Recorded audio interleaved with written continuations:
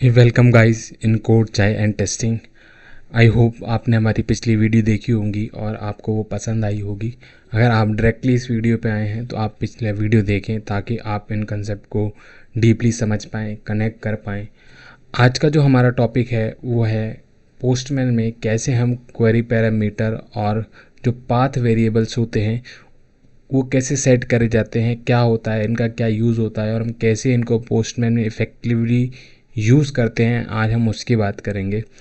Right, so without wasting time I directly goes into the Postman tool and tell you how to do this particular stuff over there and let's see guys.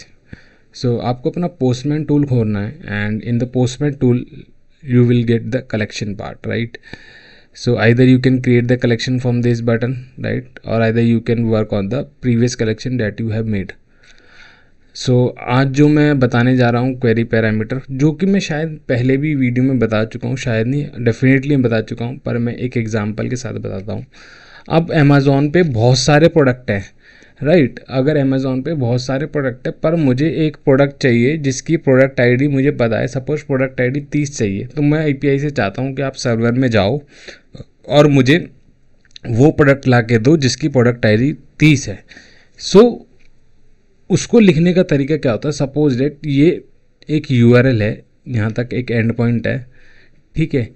अगर मैं इसके आगे question mark लगा दूंगा, क्या लगा दूंगा, question mark, तो इसके आगे का जो पार्ट होगा क्वेरी पैरामीटर होगा। क्या होगा, क्वेरी पैरामीटर। याद रखना, जैसे ही मैं इसके आगे क्वेश्चन मार्क लगा दूंगा, जैसे कि इस एग्जांपल में देखो age equals to 30 and sort is equals to name. इसमें एग्जांपल मैंने क्या लिया, अगर उसका एज 30 हो और उसका जो सॉर्ट है वो नेम हो, सो वो मुझे रिटर्न कर दे, ठीक है। So query parameter are key value pairs, आप ध्यान रखना, key value pairs that appear after question mark. किसके बाद आते हैं, question mark in a URL. They are use to filter और modify the result of a request. तो हम फिल्टर करने के लिए डेटा लाते हैं, ठीक है। आपको क्वेश्चन मार्क लगाना है, उसका की लिखना है और वैल्यू लिखनी है। अगर दो वहाँ पे लगाने हैं तो फिर एंड लगा के की एंड वैल्यू। मैं एक एग्जांपल लेके आपको समझाता हूँ, आई होप आपको वो समझ में आए। सपोज दैट मैं ये एक एग्जांपल लेता हूँ, ठीक है। मैं यहाँ पे मैं अपना पुराना ही वाला यूज़ कर रहा हूँ, तो एक ऐड रिक्वेस्ट कर लेता हूँ और इसको मैं नाम दे देता हूँ क्वेरी, राइट। तो गेट रिक्वेस्ट है मेरी, मैं इसको पेस्ट करता हूँ, ठीक है। एक तो एक चीज़ देखिए, जैसे ही ये क्वेश्चन मार्क को मैं पहले हटा लेता हूँ यहाँ से, आपको एक चीज़ दिखाता हूँ। देखो यहाँ पे कुछ की वैल्यू नहीं है, मैंने आपको बताया था जैसे ही क्वेश्चन मार्क के बाद आप एक की यानी यूज़र आईडी मेरी एक की हो गई और उसकी वैल्यू देंगे, राइट। सो वो यहाँ पे आपको लग के आ जाएगा और मैं इसको चला के दिखाता हूँ पहले आपको, ठीक है। इसने मुझे रिज़ल्ट दे दिया, ये यूज़र आईडी दे दी और यहाँ पे जो भी इसका रेस्पॉन्स डेवलपर ने बनाया होगा वो रेस्पॉन्स मुझे यहाँ पे आ गया। सपोज दैट आप इसको यहाँ से नहीं देना चाहते, ठीक है, आप इसको यहाँ से नहीं देना चाहते, ठीक है, आप इसको यहाँ से दे दें। मैं ऐसे हटा के दिखाता हूँ, ठीक है। यूज़र आईडी मेरा की है, मैं वैल्यू देता हूँ 1, क्या देता हूँ 1। देखिए यहाँ पे अपने आप ऐड हो गया और इसको दोबारा चलाइए। सो आई होप आपको इतना तो समझ में आया होगा कि क्वेरी पैरामीटर कैसे ऐड करते हैं, ठीक है। और यहाँ पे हमने इसने में रेस्पॉन्स दे दिया, टाइम दे दिया, साइज़ दे दिया, ठीक है। ये सब चीज़ें हमें इसने दे दी। अच्छा, हम कुछ हेडर भी पास करते हैं।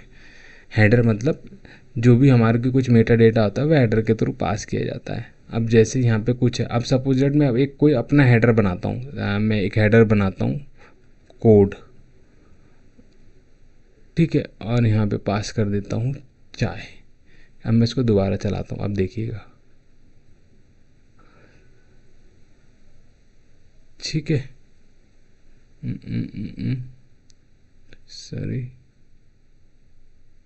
नहीं आया, मैं इसको दोबारा चलाता हूँ।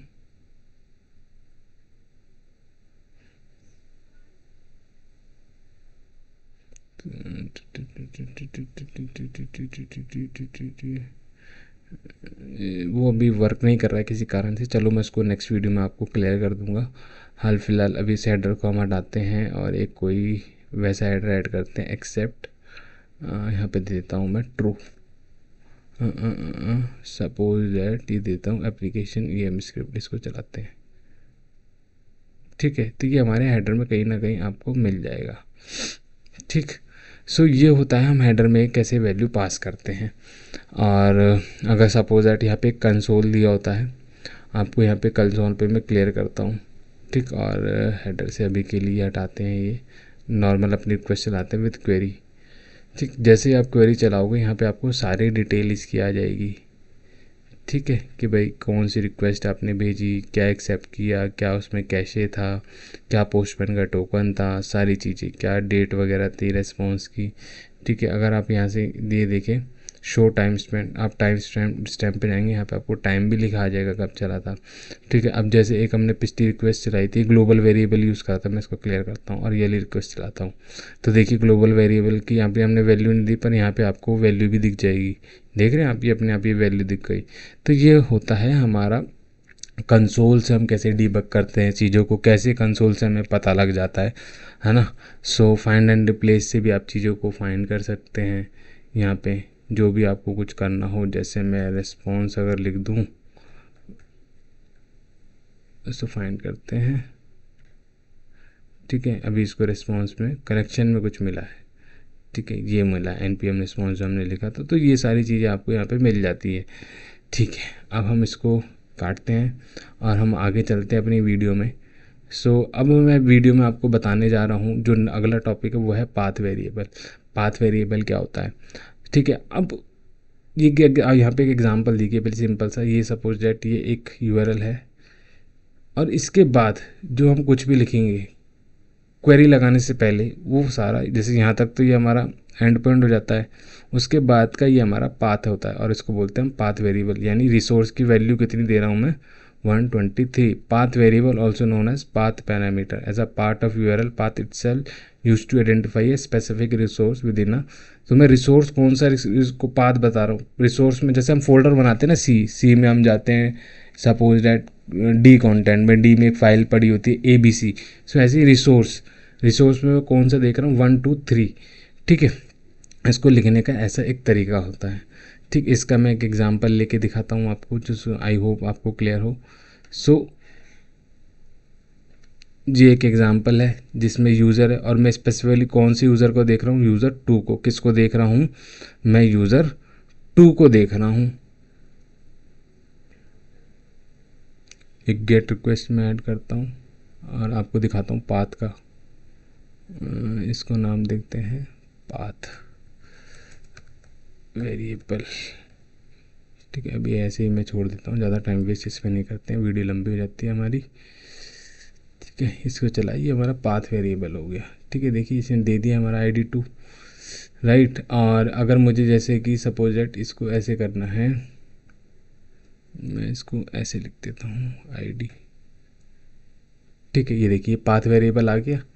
और अगर मुझे ID की वैल्यू पास करनी है, मैं पास करता हूँ 2, तो देखिए सेम ही रिजल्ट आएगा। समझे? आपको क्या करना है, यूज़र सेम ये कॉलन लगाना है बैकस्लैश के बाद और ID, राइट, क्योंकि ये इन दोनों से मिलके बन रहा है एक रिसोर्स। बोलते हैं रिसोर्स का पर्टिकुलर कौन सा हम वो पैरामीटर उसमें पास कर रहे थे, उसको बोलते हैं पाथ वेरिएबल। डायरेक्टली आप कॉलन लगा के यहाँ से भी पास कर सकते हैं, या अगर मैं इसको हटा दूँ यहाँ से, ठीक है, यहाँ से अगर मैं हटा दूँ इसको और यहाँ पे अगर मैं पास कर दूँ, सॉरी ये क्वेरी हो गया, एक सेकंड दें, ये नहीं, ये बैकस्लैश अगर मैं लगा दूँ यहाँ पे और यहाँ पे ID ऐड कर दूँ, सॉरी कॉलन करके और ID ऐड कर दूँ, तो ये ऐड हो जाएगा। और इसकी वैल्यू मैं चाहे तो यहाँ से ऐड कर सकता हूँ, ऐड करके मैं चलाऊँगा, देखिए मैं रिटर्न कर देगा, या मैं डायरेक्ट इसको यहीं से पाथ पैरामीटर की वैल्यू यहीं से दे दूँ, पाथ वेरिएबल की, सॉरी। तो ये दो तरीके होते हैं, आप जैसे मर्जी करना चाहे कर सकते हैं। अच्छा, की वैल्यू पेयर पे हम बात कर रहे थे यहाँ पे। ठीक है, जो इन्हें मैं रिस्पॉन्स दिया, जैसे यूज़र ID, और अगर मुझे 2 लगाने हैं, suppose and ID is equals to 1, क्या लगाया मैंने, ID इज इक्वल्स टू 1, तो देखते हैं डेटा क्या आता है। देखिए ये आ गया ना, और पैरम में आपको 2 दिखेंगे। अब चाहे तो मैं यूज़र ID यहाँ से हटाऊँगा तो यहाँ से भी हट जाएगा, सिर्फ ID पे चलेगा। ठीक है, आप जो मर्जी चाहें जैसे मर्जी यहाँ से क्लिक करके ये कर सकते हैं। सो ये एक कंसेप्ट है क्वेरी का हमारा, है ना, जिसको हम क्वेरी पैरामीटर बोलते हैं, और पाथ वेरिएबल का। आई होप मैंने क्लियर करने की कोशिश करी होगी। सो जो पाथ होता है वो रिसोर्स होता है, क्वेरी एक सर्च करने के लिए आता है, और ये एक राउटिंग स्ट्रक्चर है जैसा कि मैंने आपको बताया। एग्जांपल के लिए दोनों मैं आपको एक बार फिर वीडियो ये दिखा देता हूँ कि क्वेरी में क्या होता है, हम क्वेश्चन मार्क के बाद का जो होता है, और पाथ वेरिएबल में जो रिसोर्स होता है उसके बाद जो भी हम डिफाइन करते हैं, इसको आप ऐसे लिख सकते हैं और यहाँ पे सेमीकोलन लगा सकते हैं। ठीक है, सो यहाँ तक ये पूरा पाथ वेरिएबल होता है और इसका आगे का क्वेरी पैरामीटर होता है। डिफरेंस हम देख लेते हैं। क्वेरी पैरामीटर के इसके लिए होता है फिल्टर और मॉडिफाई रिसोर्स के लिए, जैसा कि मैं आपको बता चुका हूँ। और ये किसके लिए होता है, path variable identify specific resource. जैसे मैं एक ID2 के लिए डेटा देख रहा था तो एक स्पेसिफिक रिसोर्स में ढूंढ रहा था। ये क्वेश्चन मार्क के बाद का सिंटेक्स कुछ इस तरीके से दिखता है और इसमें सिंटेक्स कुछ इस तरीके से होता है, और अब चाहे तो हम यहाँ पे कॉलन भी लगा सकते हैं। ठीक है, ये क्वेश्चन मार्क के बाद और ये पाथ यूआरएल के बाद होता है। ठीक है, सो बहुत एग्जांपल आप देख सकते हैं, इसमें क्वेश्चन मार्क के बाद आप करें और इसमें यूज़र ID2 करें। आई होप ये वीडियो आपको पसंद आया होगा, और मिलते हैं अपनी नेक्स्ट वीडियो में। तब तक के लिए आपको कुछ समझ में ना आए तो कमेंट करें, and do subscribe our channel and hit the like button if you like that video. Thank you so much for watching this video. Have a nice day guys. Thank you so much.